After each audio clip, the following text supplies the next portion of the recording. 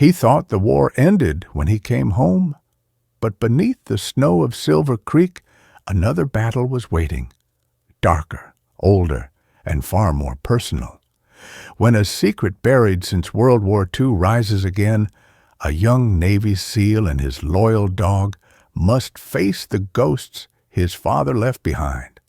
As bullets fly and faith trembles, he discovers that courage isn't about killing the darkness. It's about protecting the light God placed inside every broken soul. Before we begin, tell us where you're watching from and subscribe for more stories of faith, courage, and the miracles God hides in the darkest places. Snow blanketed the mountains of Silver Creek, Montana, swallowing sound and light alike, as if the entire valley held its breath. Inside a small wooden cabin on the edge of the ridge, Margaret Walker sat before a dying fire, her thoughts drifting between memory and warning. The storm had closed the road hours ago, but her mind wasn't on the weather. It was on the painting that hung above the mantel, light over the Madison River, the last work her late husband had ever touched. He'd painted it in his final year, when his hands already trembled and his eyes no longer trusted colors. He used to say the river reminded him of redemption, that something sacred hid in its current. But Margaret knew there was more. Before his death, he had whispered one last sentence she could never forget. "Keep it safe. They'll come for it someday." Tonight, she understood what he meant. The phone had rung earlier, just after dusk. A polite male voice had introduced himself as a collector from Denver representing Hale Fine Arts. He'd said he wanted to discuss purchasing her husband's painting for preservation. Margaret had declined immediately. There was no price for legacy. The man's tone had cooled, slipping from honey to ice. "You should reconsider," he said before hanging up. Now, as the wind howled through the chimney, headlights cut across the falling snow, Margaret's pulse quickened. 3 silhouettes emerged from the blizzard, men moving with intent, not visitors seeking shelter. Her hand hovered over the poker near the fire, but fear froze her in place. The door shook under their pounding. "Mrs. Walker?" a voice called, too calm to belong in a storm. "We're here on behalf of Mr. Hale. You've been difficult to reach." Margaret didn't answer. Her late husband had trusted people like that once. Gallerists, buyers, benefactors who promised to protect art. It had cost him everything. Years ago, one of his war paintings had been stolen during an exhibition in Chicago, replaced with a forgery. He'd never recovered it, and the betrayal had hollowed him. After that, he stopped painting for the world and painted only for himself and for her. When the door burst open, snow spilled into the room like ghosts. 3 men stepped inside. The tallest, Carl, carried the kind of certainty that comes from obeying cruel orders too long. His 2 partners, Reed and Mason, hovered behind him, exchanging uneasy glances. The smell of cold air and cheap cigarettes clung to their coats. Carl's voice was dry. "You've got something valuable, ma'am. Mr. Hale sent us to collect it before it's damaged by this weather." Margaret stood, her knees trembling, but her tone firm. "That painting isn't for sale. My husband's work stays in this home." Carl smiled without warmth. "Then maybe you should think of it as relocation, not a sale." He moved closer, eyes flicking to the mantel. Mason shifted uneasily, muttering, "We shouldn't be doing this." Carl shot him a look that silenced him instantly. Margaret backed away, clutching the edge of a chair. For a heartbeat, she considered pleading, then remembered the man her husband had been and the son they had raised. Fear gave way to something harder. "You'll have to take it over my body," she said. Carl's smirk thinned. "That can be arranged." The blow came fast, a shove that sent her sprawling. The firelight shattered across the floor as her mug rolled and cracked. Pain flared through her shoulder. For a moment she thought of her son, somewhere overseas, serving his country while she faced war in her own home. She wished she'd told him more often how proud she was. And then, through the chaos, she heard it. The low growl of an engine rising above the wind. Headlights slashed through the snow, brighter and steadier this time. The men froze. Carl muttered a curse. The front door burst open again, but this time with purpose.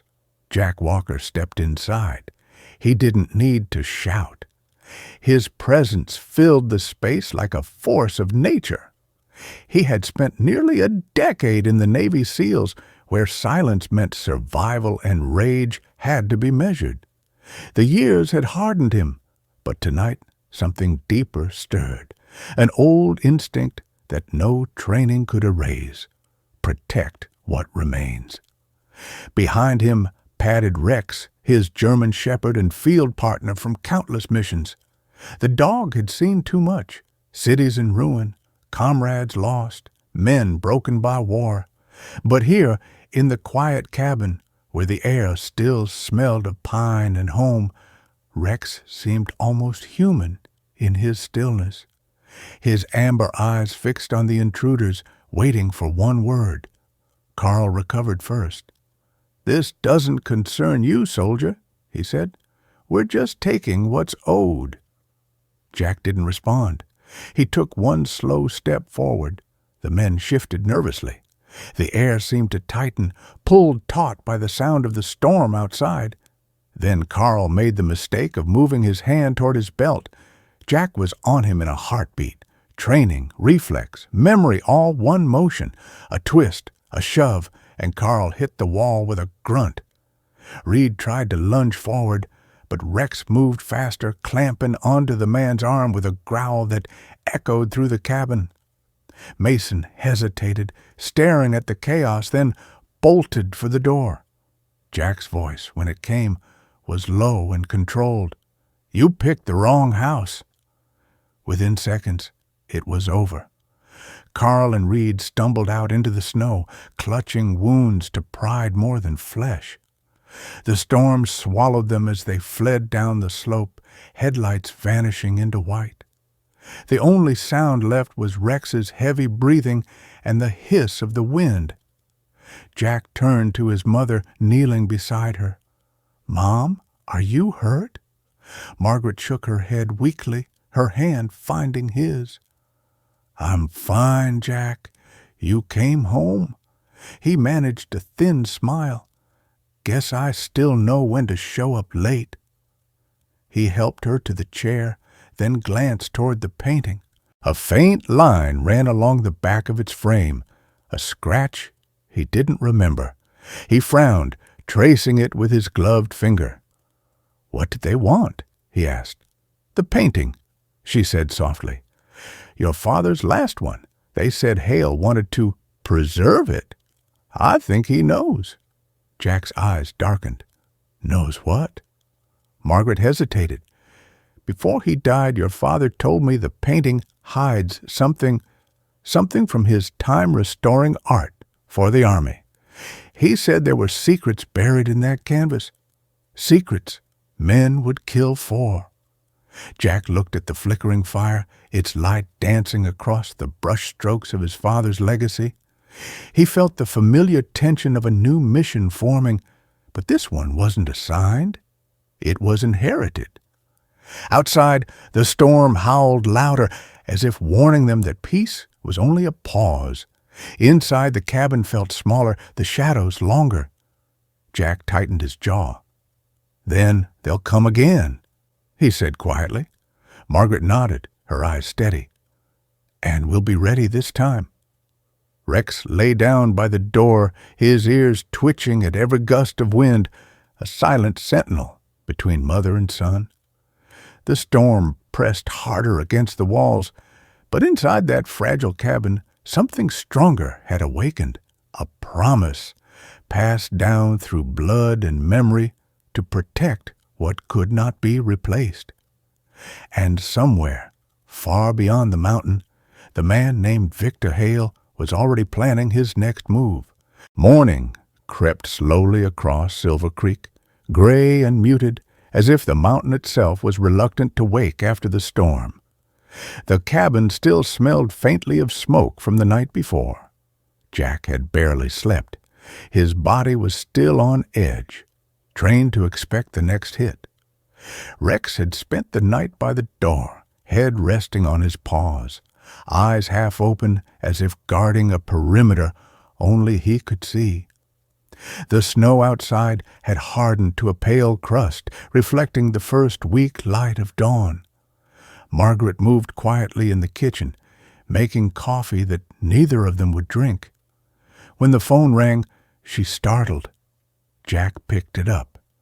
The voice on the other end was calm, professional, the kind of voice that pretends to bring reassurance, but carries none. "Good morning, Mrs. Walker. This is Silver Creek Gas and Energy. We've detected a possible leak near your property. Routine maintenance.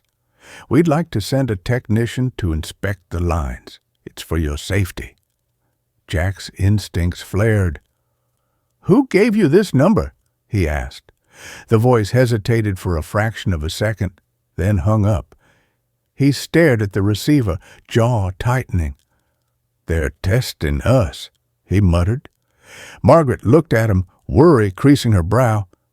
"Gas leak. But we don't even have a central line up here. The cabin runs on propane." Jack nodded slowly. "Exactly." An hour later, a white service van appeared at the gate. A man in a gray work jacket stepped out, stamping snow from his boots. He looked mid-40s, ordinary in the way only someone trained to disappear could be. He introduced himself as Eli Turner, claiming to be from the gas company. His ID badge was clean, maybe too clean. He smiled politely, the kind of smile meant to keep people still while he observes them. Margaret let him in under Jack's silent watch. Eli walked around the back, checking valves, kneeling beside the foundation.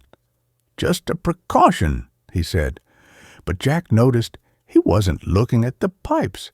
His eyes kept flicking toward the window where the painting hung. Rex growled low, a sound deep and warning. Eli froze, then forced a chuckle. "Nice dog. Military trained?" Jack didn't answer. He stepped closer, every movement controlled, voice quiet but heavy. "What are you really checking for, Eli?" The Moen straightened, brushing his gloves. "Look, I'm just doing my job."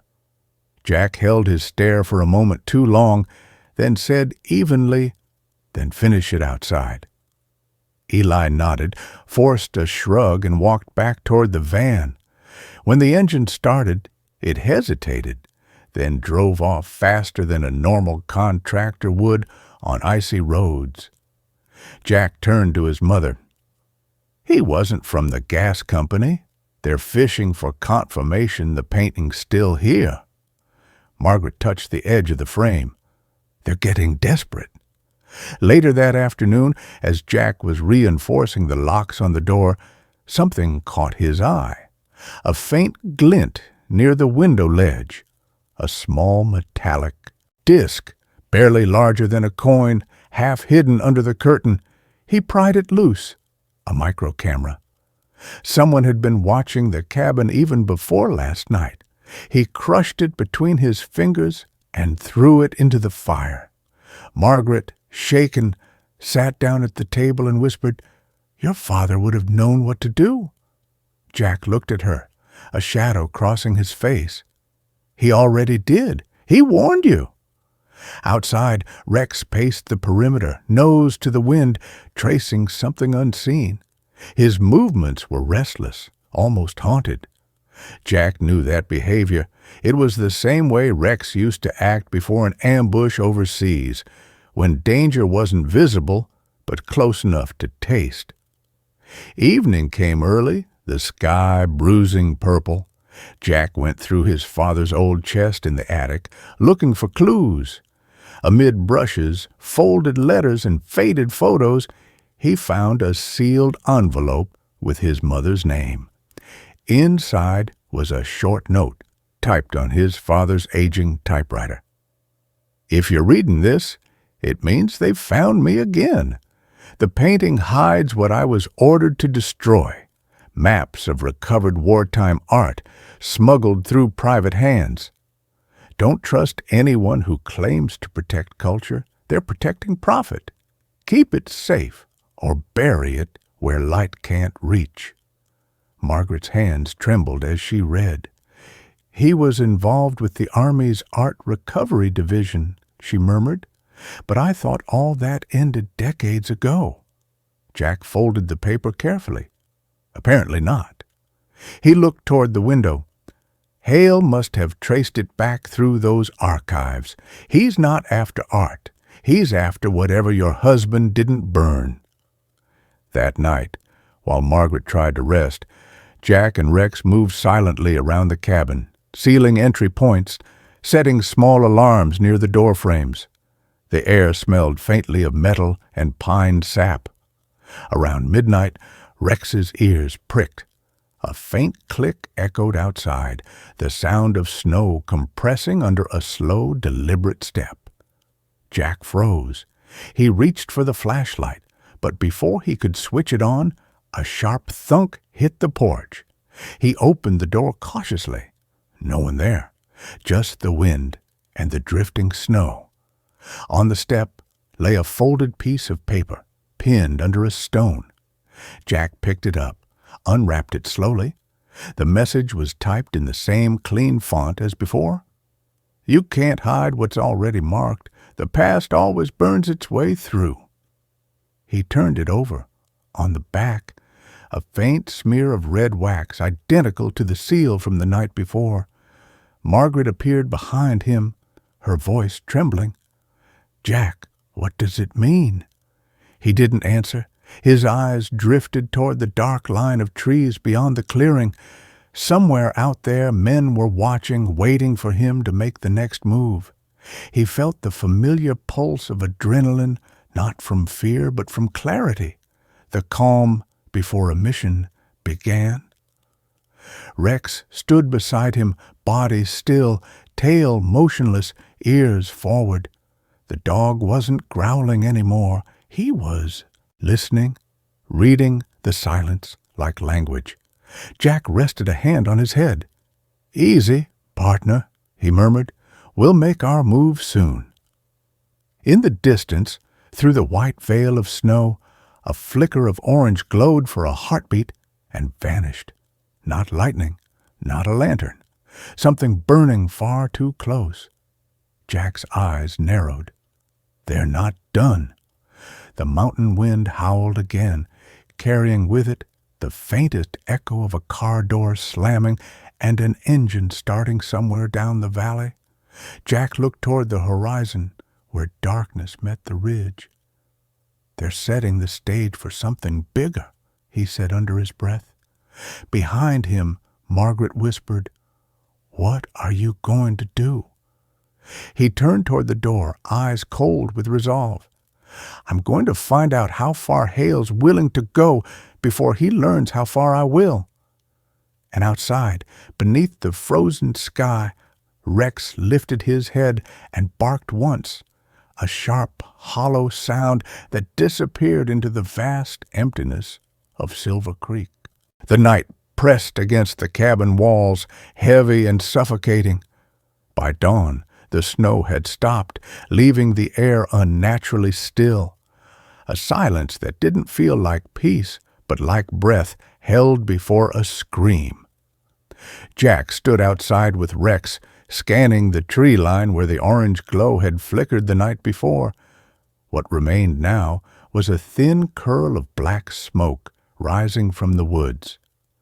Margaret watched him from the porch, her face pale with the exhaustion of someone who had aged years in a single night. "It's them again, isn't it?" she asked quietly. Jack nodded. They're sending messages now. Fear's the first stage. Action comes next. He loaded his truck with a shovel, a flashlight, and Rex jumped into the back without being told. "Stay inside," he told his mother. "If I'm not back in an hour, call Cole." "Cole?" she asked. "Deputy Cole Harris, old friend from the teams. He's with county law now." Margaret hesitated.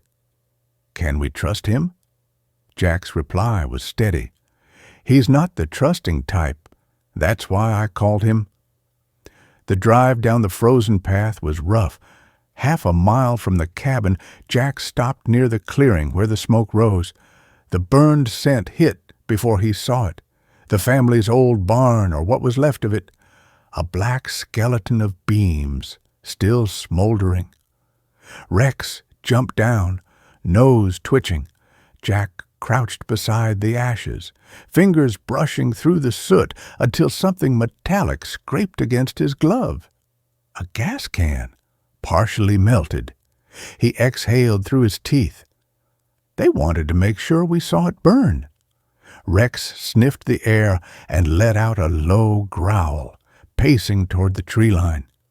Jack followed the tracks, not animal, but human, deep and deliberate. The trail led to tire marks frozen in the snow, ending abruptly where the trees thickened. Whoever had done this knew how to disappear. A truck engine approached from behind, breaking the silence. Jack turned, hand instinctively near his belt. But when the vehicle came into view, he relaxed slightly. Deputy Cole Harris stepped out, coat zipped high, his badge dulled by years of mountain dust. He wasn't tall, not imposing, but he carried himself like a man who'd seen enough lies to stop believing in simple truths. He'd served 2 tours in Iraq as a field medic before becoming law enforcement, a man hardened not by violence, but by witnessing what it did to others. Cole looked over the ruin. "Hell of a thing," he muttered. "Your father built this barn, didn't he?" Jack nodded. 40 years ago. Cole kicked at the charred wood.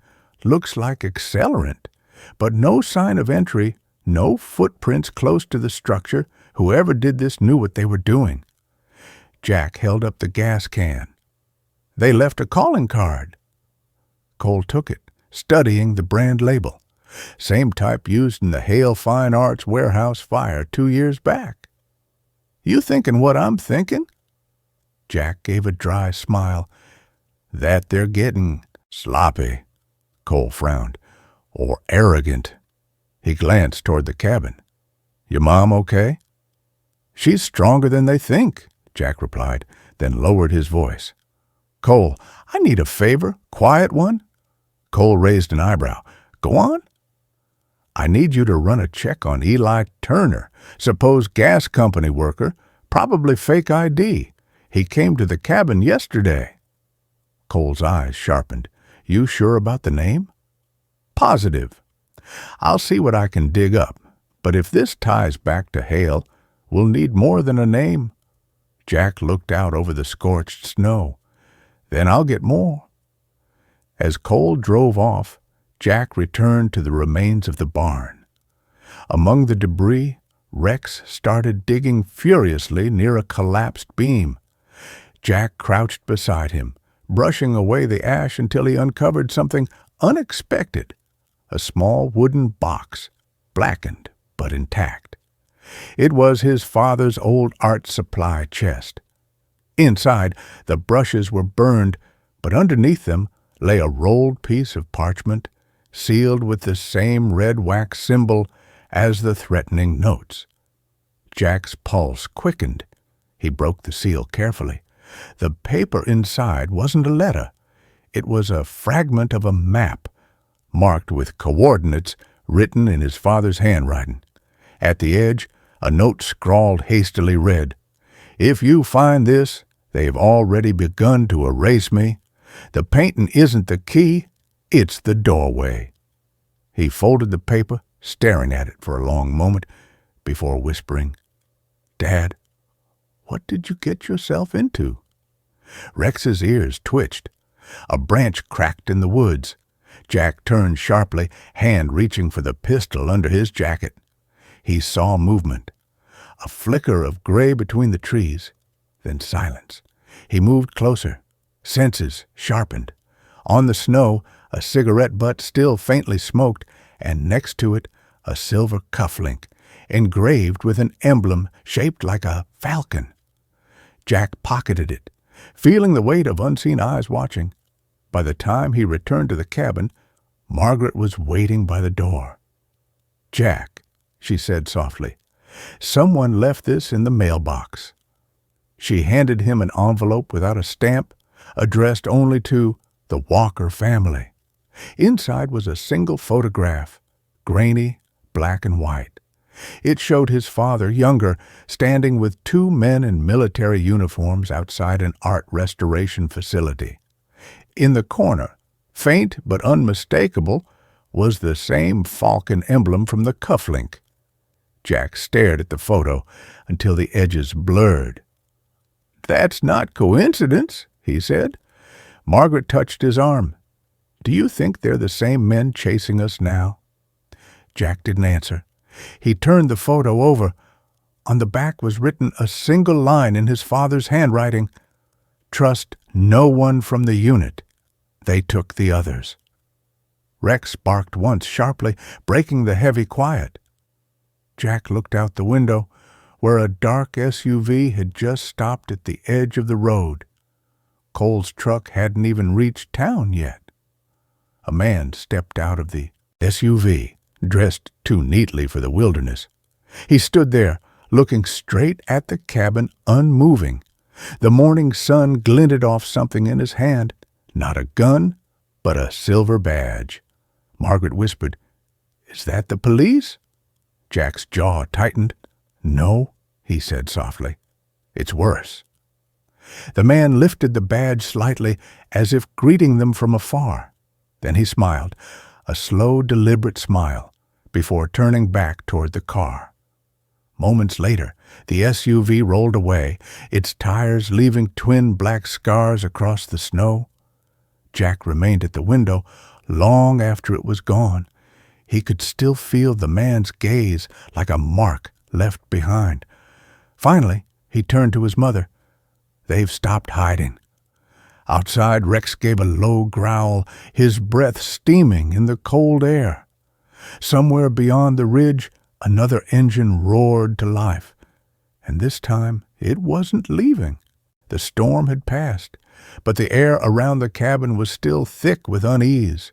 Snow melted into dark veins across the frozen ground, and every drip from the eaves sounded like a clock counting down. Jack hadn't slept. He stood by the window, the silver cufflink rolling between his fingers like a question he couldn't answer. The falcon insignia was too deliberate, too familiar. It wasn't just a symbol. It was a warning. Margaret brewed coffee again, her hands trembling slightly. "He stood out there watching us," she said, voice thin. "Why didn't he come closer?" "Because he didn't have to," Jack replied. "He wanted me to know he could." Rex lay near the door, head low, ears twitching. The dog hadn't relaxed since the man with the badge appeared. Jack had seen that kind of tension before in K-9s that sensed a mission about to go bad. They felt danger before men did. A knock startled them both. 3 steady raps, measured, not panicked. Jack reached for the sidearm at his hip and opened the door halfway. Cole Harris stood outside, his uniform dusted with snow. "You weren't answering your radio," he said. "Power's been cutting in and out," Jack lied, stepping aside. Cole's gaze swept the room, the drawn curtains, the coffee gone cold, Rex's alert posture. "You've had company." Jack nodded toward the table where the cufflink lay beside the photograph. "We're being marked."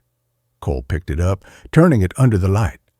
"That's the same emblem I've seen on the old intelligence briefings." Falcon Division. Margaret frowned. I thought your father's unit was called the Art Recovery Task Force. Cole nodded. It was. But after the war, parts of it were absorbed into a private network, Falcon Division, ex-military, ex-intelligence, some art dealers. They handled post-war cultural assets and whatever else they wanted. Jack's jaw tightened. So my father was running from them, not working for them? Cole hesitated. Maybe both. Those kinds of men don't quit clean. Rex barked suddenly, low and sharp. The sound vibrated in Jack's chest. He moved to the window. Nothing.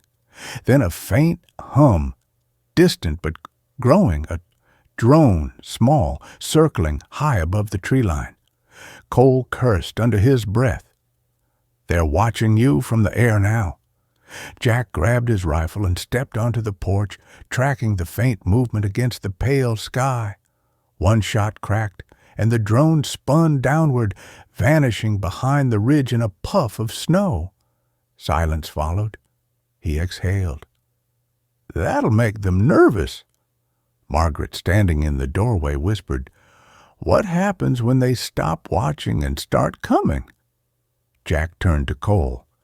We need to know where that emblem leads. Cole nodded, pulling a small flash drive from his pocket. I've been digging since last night. Found archived communications tied to a company called Helios Restoration Group, Denver-based. On paper, but they're laundering Falcon Division's operations. Same accounts, same shipments, all routed through Hale's Art Foundation. Hale's connected to them? Jack's voice hardened. Cole gave a grim nod. Not just connected, he's funding them. Jack clenched the table edge. So Hale's after the map, not for money, but for whatever the Falcon Division buried. Before Cole could respond, Rex began pacing in circles, tail stiff. Jack froze, following the dog's stare. Outside the window, a faint line of headlights moved along the ridge, 3 vehicles, slowing as they approached the trail. They found us, Cole said. Jack loaded a shell into the rifle. They were always going to. The 3 of them retreated into the cabin. Margaret locked the back door while Cole sat up beside the window, his expression flat and focused. They didn't speak. There was no need. The sound of tires crunching closer filled the air, then voices, muffled, deliberate. Jack crouched near the front door, whispering, Cole, back window. If they split up, we flank them. Got it. Rex stood by Jack's side, muscles taut, eyes bright and alive with instinct. To anyone else, it was a dog ready to defend. To Jack, it was a soldier ready for orders. The knock came again, this time harder. A man's voice called through the door, calm, confident. Mr. Walker, no one needs to get hurt. We're here on behalf of Mr. Hale. He just wants the painting. You give it to us, and this ends tonight. Margaret's whisper cracked. Don't open it, Jack. Jack ignored the voice, speaking quietly to Cole. They'll breach in less than a minute. Take the left flank. Cole nodded once and slipped through the back hall. Then the first shot shattered the window. Rex lunged before the glass even hit the floor, barking furiously. Jack fired once through the doorway, hitting the porch beam and scattering the men outside. Shouts echoed in the snow. Suppressive fire, one of them yelled. Automatic gunfire tore through the cabin walls, splintering wood and filling the air with dust. Margaret ducked behind the fireplace, hands over her ears. Jack shouted, Rex, down! And rolled behind the table, returning fire in controlled bursts. Cole's shotgun boomed from the back, and one attacker fell screaming. But the fight wasn't about bullets. It was about time. They weren't trying to kill. They were trying to drive them out. Jack felt it. The pattern of fire wasn't random, it was hurting. When the noise stopped, the silence was worse than the gunfire. Jack crawled toward the window, scanning the ridge. Empty. Then something gleamed in the distance, a flare burning red against the snow. Not a signal of retreat, a mark. Cole joined him, panting. "They're not done. That was a test." Jack stared at the flare until it burned out. "Then we just passed it." He stood slowly, his breathing steadying. "They're not just after the painting, Cole. They want what my father hid under the mountain." Cole frowned. "What do you mean?" Jack unfolded the scorched map he'd found in the barn. "These coordinates, they point beneath Silver Creek itself. There's something buried there. And now Hale knows I've found it." Rex whined softly, pacing toward the door. Jack looked down at him, then toward the dark valley where the flare had been. The snow had started falling again, thin and quiet. He holstered his weapon and whispered, "They're not waiting for morning." From somewhere beyond the ridge came the distant echo of engines, heavy ones, not trucks, excavators, and beneath the hum of machines, faint but certain, a metallic clatter echoed from under the frozen ground, like chains being pulled free. Jack turned to Cole. "They've already started digging." Morning broke over Silver Creek with an eerie stillness, as if the mountains themselves were holding their breath. The snow reflected the pale light like glass, and the distant hum of engines echoed from beneath the ridge. Jack stood at the cabin door, his eyes fixed on the thin curls of smoke rising from the valley. He could smell fuel in the wind. It had begun. Cole Harris arrived just before sunrise, face drawn and voice low. "They've moved heavy equipment into the canyon, excavators, drills, even portable floodlights. It's not a search, it's a dig." Margaret's hands trembled as she poured coffee. "What are they digging for?" Jack unfolded the map he'd recovered from the burned barn and pointed to the coordinates marked by his father's hand. "This, the aquifer system below Silver Creek. Dad said it was more than water. Whatever Falcon Division hid down there, Hale thinks it's still intact." Cole frowned. "You think it's worth killing for?" Jack's expression was cold. "They've already killed for it." Rex paced near the window, restless, ears twitching toward every sound. The dog's instincts had been honed by years of combat beside Jack, and now they vibrated with a tension that words couldn't express. He barked once, sharp, warning, and Jack looked out to see a convoy of dark trucks cutting through the trees below. "They're coming up the service road," Cole said. "Then we move first." Jack grabbed his jacket, slinging his rifle over his shoulder. "There's a service tunnel that runs from the old mining site to the creek bed. If they're digging into it, that's where we'll find Hale." Margaret caught his arm. "You'll get yourself killed." Jack met her eyes. "Not if we stop this before they reach what's buried." She nodded, her fear giving way to the quiet strength she'd inherited from her husband. "Bring the truth home, Jack." The trail down the mountain was slick and narrow, and the wind cut like blades. Cole led the way, his old soldier's caution guiding each step. When they reached the mining site, they could see the lights below, rows of generators, tents, and heavy machinery chewing through the earth. The men working there wore unmarked winter gear, their movements too disciplined to be laborers. These were ex-military, Falcon Division's ghosts.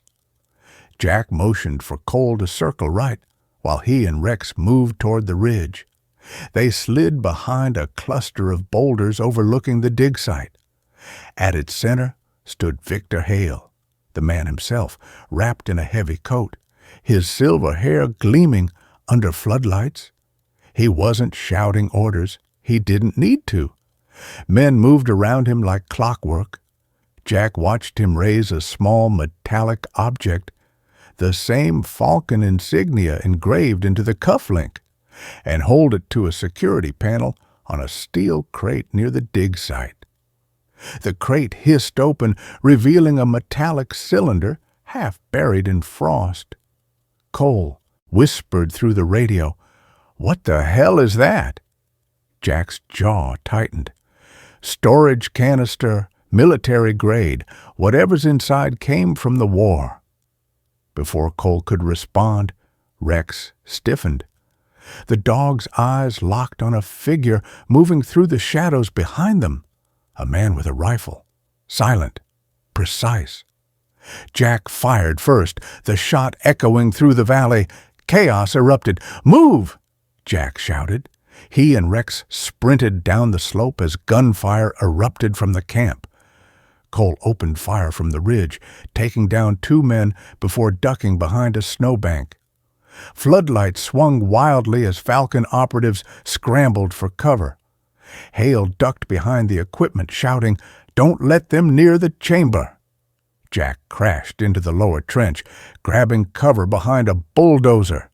Bullets tore through the air, kicking snow into clouds. Rex darted ahead, lunging at a man who had aimed at Jack, dragging him down before the gun could fire. Cole's voice crackled through the comm. "They're pulling something out of the ground. Looks like a containment vault." Jack's pulse pounded. He crawled toward the pit. The metal cylinder Hale had uncovered was now hoisted halfway above the earth, covered in frost and corrosion. Painted across its side were faded letters. U.S. Army Property. Recovered Asset, 1945. Margaret's words echoed in his mind. Bring the truth home.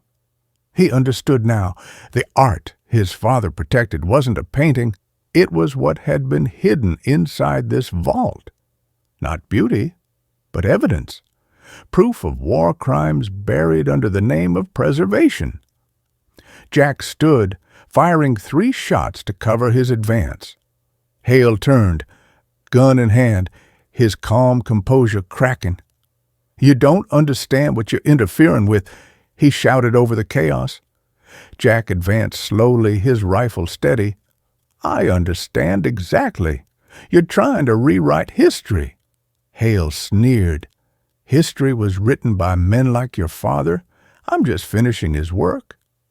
"Then you don't know my father at all." Rex growled beside him, reading the tension. The sound broke the stillness, and then both men fired. Hale's bullet grazed Jack's arm. Jack's round struck the ground near Hale's feet, forcing him back against the crate. Cole arrived seconds later, covering Jack's flank. "We've got company," he shouted as 2 more Falcon operatives rushed from the tunnel. The ground beneath them trembled. A deep cracking sound rolled through the canyon as part of the excavation collapsed. Snow and rock thundered downward, swallowing part of the site. Hale stumbled backward, his foot catching the edge of the trench. Jack lunged forward, grabbing the man's arm to stop him from falling, but Hale ripped free, losing his balance. For a moment, their eyes met. "There's more buried than you think," Hale hissed before the ground gave way. He fell into the darkness, the vault tumbling after him, vanishing beneath the collapsing earth. Silence returned, broken only by the creak of bending steel. Cole looked down the pit. "He's gone." Jack knelt beside the edge, staring into the black void. Rex sat beside him, panting softly, his breath misting in the cold. "He was right about one thing," Jack murmured.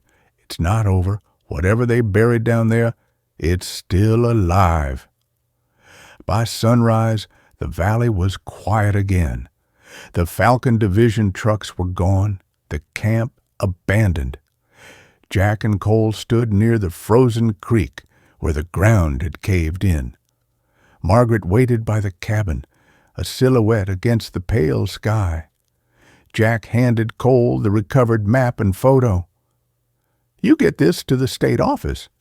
Tell them what Hale was doing here." Cole frowned. "And you?" Jack looked toward the ridge where the sun was breaking through the snow clouds. "I'll stay. Someone needs to watch what's left." Rex nudged his leg as if agreeing. When Jack returned to the cabin, Margaret was standing on the porch. She didn't ask if it was over. She already knew it wasn't. He hugged her quietly, the smell of smoke and gunpowder still clinging to his jacket. As night fell, he stood outside with Rex at his side. The valley below was silent again, but from deep beneath the frozen earth came a faint metallic echo, rhythmic and steady, like something mechanical stirring back to life. Jack looked toward the dark horizon, his voice low. "We'll be ready next time." Rex gave a quiet, resolute bark, and Silver Creek, blanketed in snow once more, kept its secret. In the silence that followed the storm, Jack Turner learned something that every soldier, every mother, every lost soul eventually discovers: that not all battles are meant to be won with guns. Some are won by faith, the kind that survives the coldest nights and still believes that dawn will come. Beneath the snow of Silver Creek, beneath the secrets and scars, there was something greater than vengeance or truth. There was grace. Jack didn't find a miracle in the vault or in the ashes of war. He found it in the strength to forgive, to protect, and to hope again. Sometimes that's how God works, not through thunder, but through quiet endurance, not in grand revelations, but in the way a man holds on to love when everything else burns away. As the light broke across the valley, Jack looked up at the mountains and whispered a prayer, not for victory, but for peace.